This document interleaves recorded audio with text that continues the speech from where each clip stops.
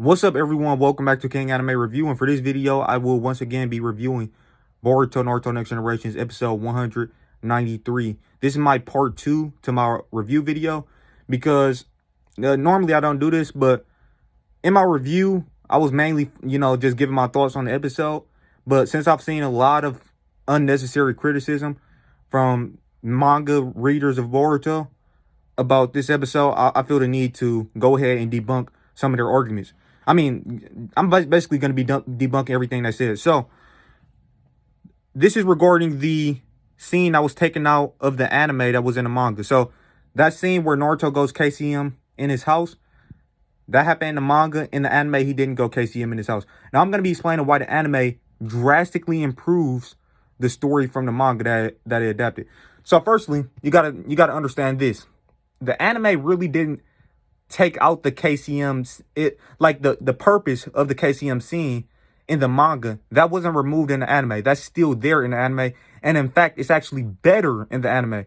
Because the purpose of that scene in the manga was basically to show Kawaki that Naruto is basically strong enough or almost around the same level as a core member. That he might be strong enough to take out Jigen, or he might be as well, the line in the manga was he might be as strong as Jigen. So the purpose of that scene in the manga was basically just to show Kawaki that Naruto might be on the level of the core members.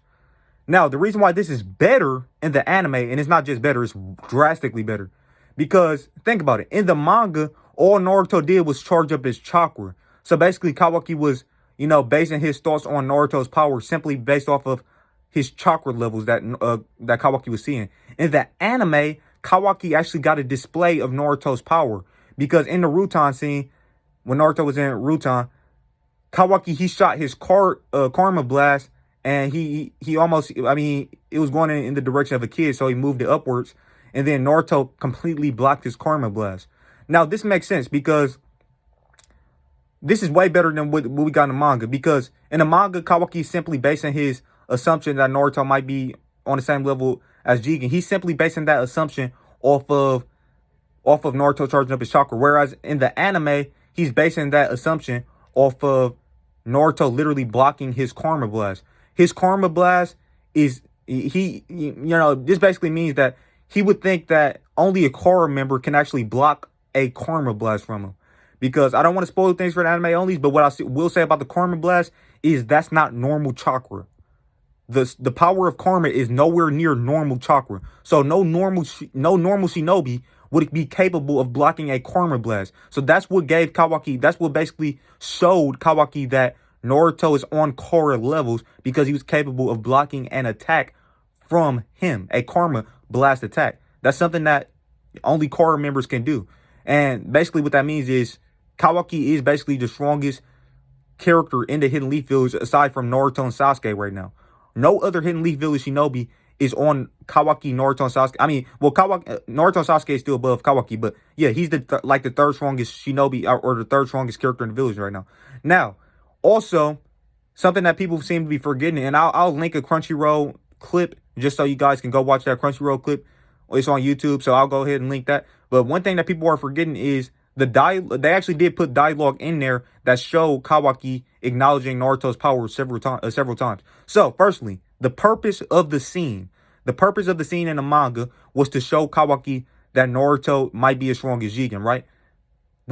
That purpose has already been fulfilled in the anime because Naruto literally blocked a attack from Kawaki in his KCM form, and when he did that, Kawaki said, "Oh, so you're the big boss." So he instantly knew that Naruto was like a top tier person. And then in the anime, in this past episode 193, Kawaki said, your power should be able to act as a shield.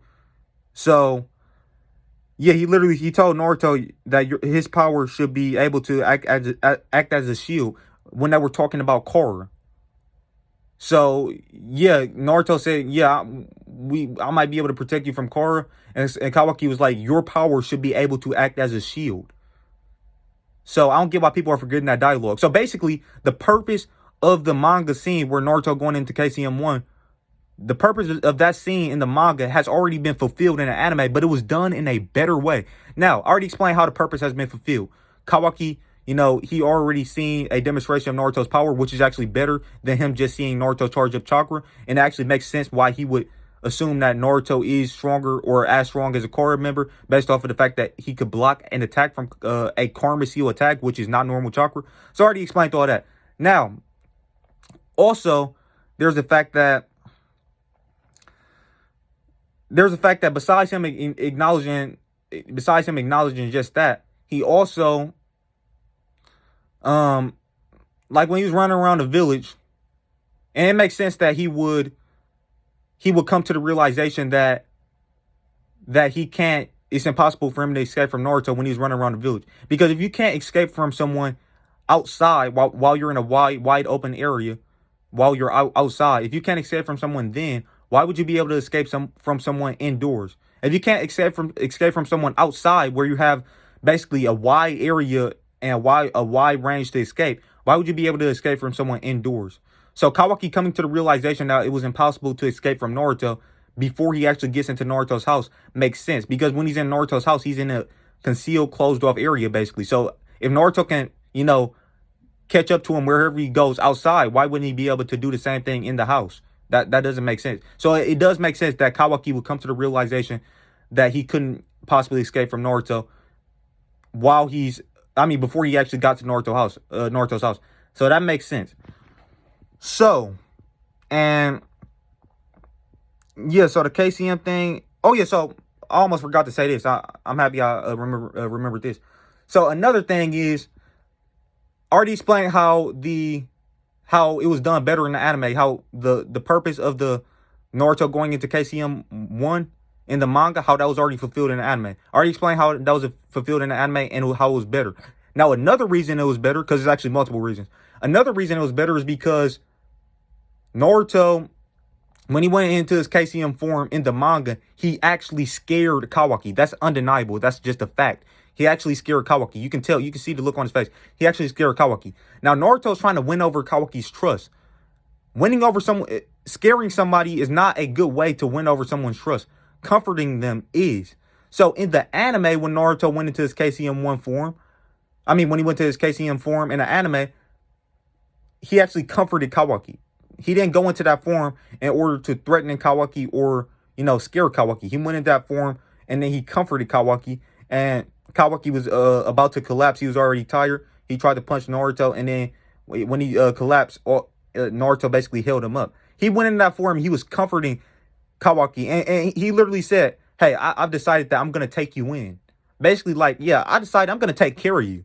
So he was in his KCM form in the anime, and he was like, yeah, I'm going to take care of you. I've decided that I'm going to take care of you. And then he comforted Kawaki, and he stopped Kawaki from falling on the ground.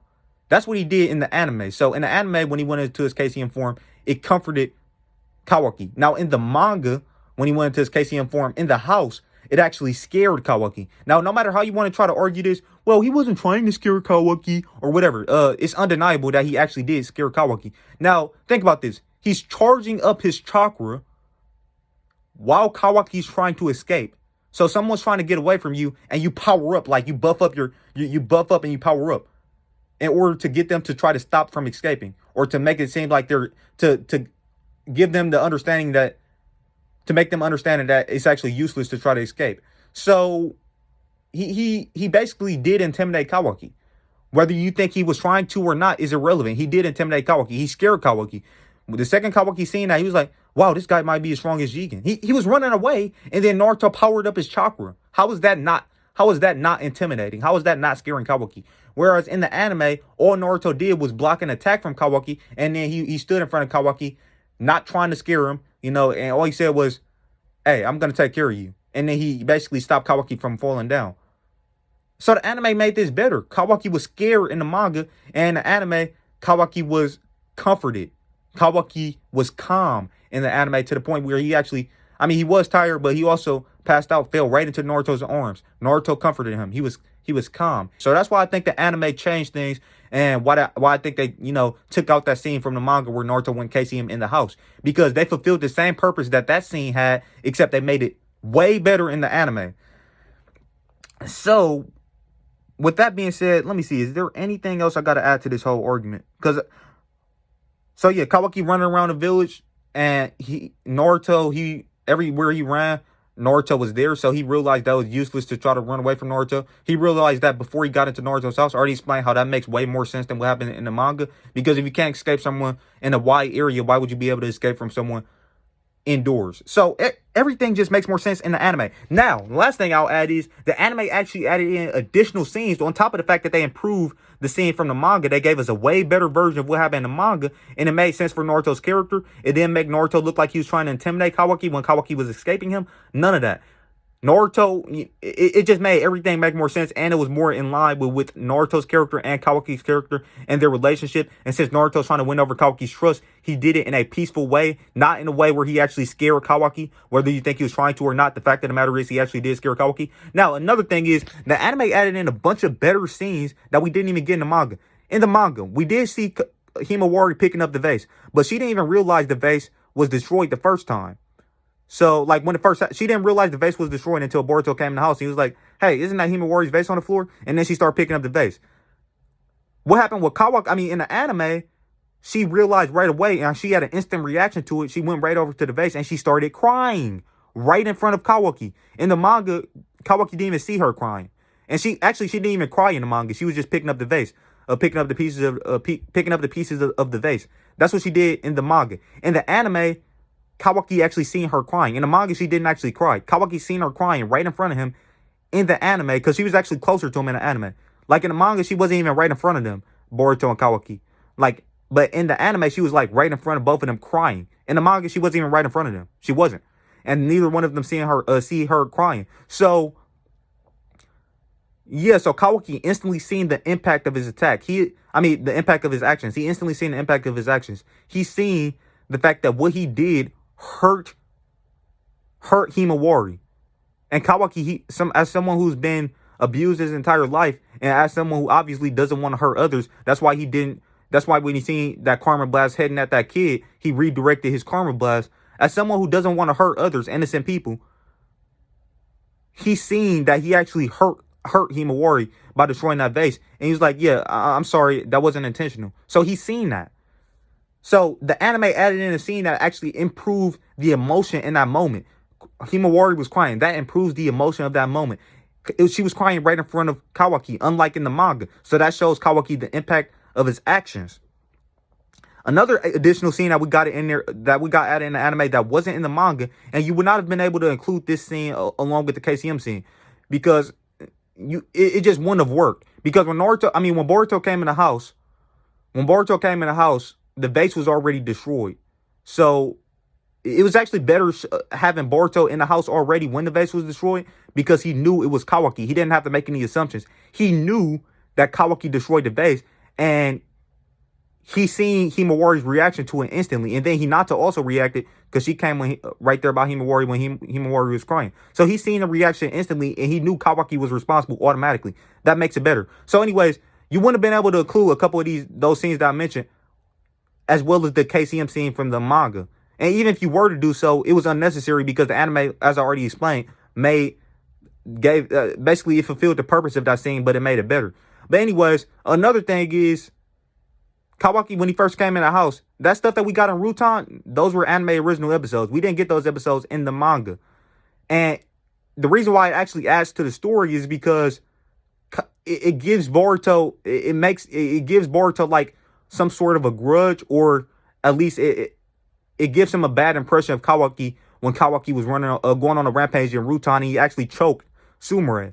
So then also you seen Sumire, she said, hey, well, I seen the deep sadness in his eyes and stuff like that. So you could already see that the seeds were being planted of Boruto maybe starting to develop a little bit of sympathy for Kawaki, but he still didn't trust Kawaki in the house. He said, yeah, I don't know what Kawaki's been through. I don't know what he's been through, but at the same time, we can't trust him. We can't trust him because he might be, we don't know if based off the rampages in Rutan, he didn't feel like it was a good idea. Naruto convinced Boruto to basically give Kawaki a chance. He was like, I was basically the same way. People gave me that cold look. I don't want you to be one of those people to give that cold look basically to Kawaki.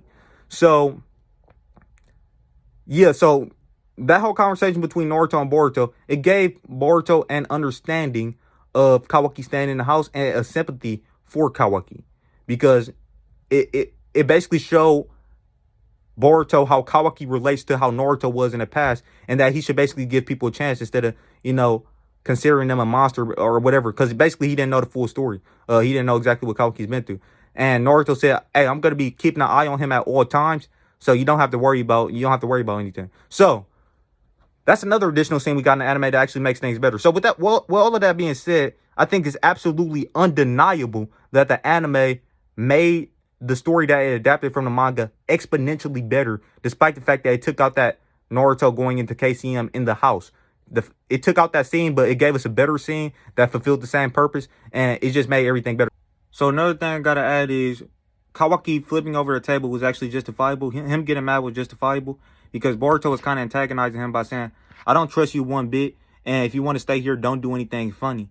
And he was obviously basing that off of what he's seen in Rutan. So Kawaki getting mad and flipping over the table was justifiable, and it made sense, because Kawaki was like, "I didn't ask. It's not. I don't want to be here anyways." Or no, he said, "I didn't ask to be here," or "You act like I asked to want to be here." So yeah, Boruto didn't even know where Kawaki was coming from in general, and talking about, "Hey, if you want to stay here, don't do anything funny. I don't trust you one bit." He didn't know what Kawaki was going through before the whole thing with Rutan and stuff like that. So that made sense. Kawaki getting mad and flipping over the table or punching on the table, that was justifiable. So with that being said, thank you guys for watching the video. If you liked the video, please drop a like. If you're new to the channel, please consider subscribing and click that channel notification bell to be notified on all my future videos.